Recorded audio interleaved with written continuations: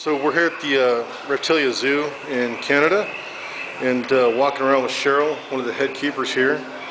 To me, this isn't a roadside zoo, I guess, as you guys have unfortunately been classified before. Tell us a little bit, just quickly, about Reptilia and what you guys are all about here. Well, the big thing for us is education. I think that's a lot of why we get into being keepers and cast members here at Reptilia, is getting rid of those different myths that people have about snakes and about reptiles in general, and having them here exposed to the animals, getting to see them, see their behaviors, and getting them over any fears or misconceptions. That way they learn to like reptiles, and when they see them in the wild, it's a positive thing and not a negative thing. It's definitely one of the big reasons for having a place like this. And that's one of the things I noticed on the website. You guys actually do, I don't know how you term it, but ophidiophobia fears in training, which was really interesting. We do. It's been a great success with the people that have gone through the program. One thing we find for that program is people do have to want to get rid of the fear. It's very difficult to bring people in that, you know, they feel, okay, we're fine with having that fear, we're not really highly exposed to them, we can go through our normal daily lives. But we've had a couple cases where people have cottages, for example, up in areas where there are quite a few Ontario native snakes. Right. And so we've had a couple of situations where people have actually considered selling their cottage because they just can't stand the thought of possibly bumping into one. And so in that case, it works well to get that person comfortable enough that, sure, they don't love snakes, they don't want one as a pet after the program's over, but at the same time, they're fine with having them around.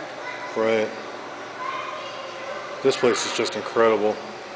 And this is one of the gator enclosures here, and I think Lou is in hiding. I'll snap some photos of Lou later, but he's up there in the back. So one of the questions is always, where do we get our animals from? And the answer is all over the place, lots of different sources. We do trade with other zoo facilities. Some of them do come out of the pet industry, because there are a lot of breeders in Ontario and throughout the rest of the world. And a lot of them are people's pets that they were no longer able to take care of. So we do receive quite a high number of things like turtles that are long-lived, big snakes, big lizards that outgrew, and unfortunately crocodilians as well. Right. And of course everyone knows what this is, my favorite snake. Wow.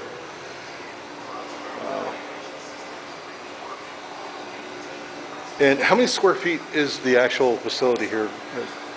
Do you know? The zoo itself is 15,000 square feet. That's amazing. So everything's indoor all year round. Zoom in.